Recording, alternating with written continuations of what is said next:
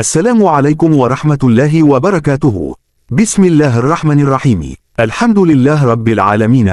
Wassalatu wassalamu ala ashrafil anbiya'i wal mursalin wa ala alihi wa ashabihi wa man tabi'ahum bi ihsanin ila yaumiddin. Amma ba'du. Sahabat beriman yang dirahmati Allah.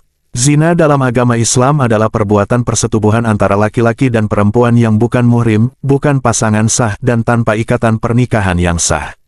Zina merupakan salah satu dosa besar dalam Islam. Perbuatan zina telah dilarang dalam Al-Quran dan Al-Hadis. Sebagaimana dalam firman Allah Subhanahu wa Ta'ala pada surah Al-Isra ayat 32 yang berbunyi, "Dan janganlah kamu mendekati zina, sesungguhnya zina itu adalah suatu perbuatan yang keji dan suatu jalan yang buruk." Dalam ayat tersebut, dijelaskan bahwa Allah Subhanahu wa Ta'ala menyifati zina dengan kata keji tanpa ada batasan sebelum atau sesudah diturunkannya larangan. Kemudian, Abu Bakar Al-Jassas memberikan komentar pada ayat tersebut, yaitu, pada ayat ini terdapat dalil bahwa zina adalah kotor menurut akal sebelum turunnya larangan tersebut. Karena Allah Subhanahu wa Ta'ala menyifatinya dengan keji, tanpa membatasi setelah atau sebelum larangan itu turun.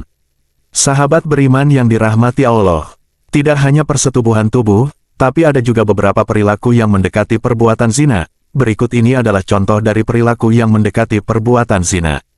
Pertama, menjalani pergaulan bebas, yaitu pergaulan yang tidak berlandaskan pada norma, aturan, dan batasan agama. Kemudian, berpacaran dan berduaan di tempat yang sepi dengan melakukan kontak fisik antara laki-laki dan perempuan yang bukan muhrimnya dapat mendorong seseorang untuk melakukan perbuatan zina. 2. Mendatangi tempat-tempat yang dapat menimbulkan nafsu syahwat.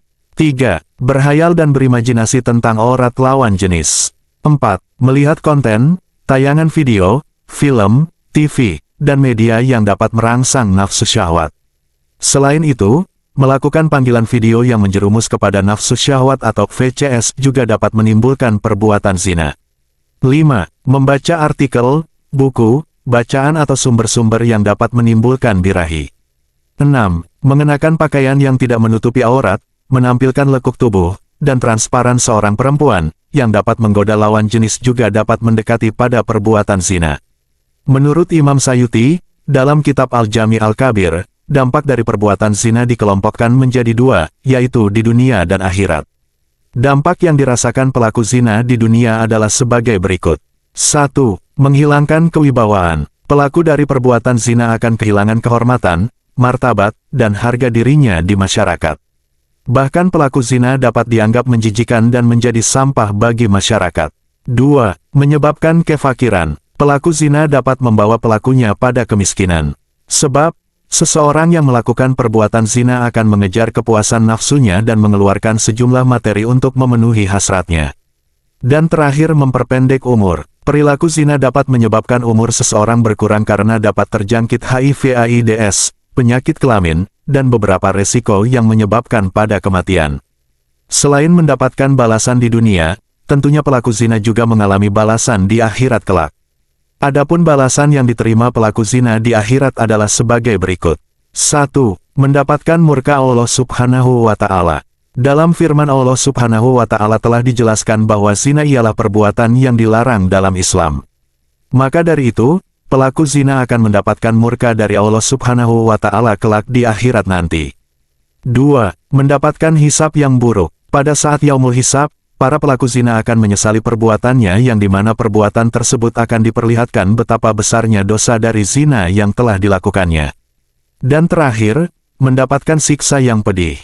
Sahabat beriman yang dirahmati Allah, zina merupakan perbuatan dosa besar yang harus dihindari. Muslim dan muslimah harus menjaga diri dari hawa nafsu agar terhindar dari perbuatan zina.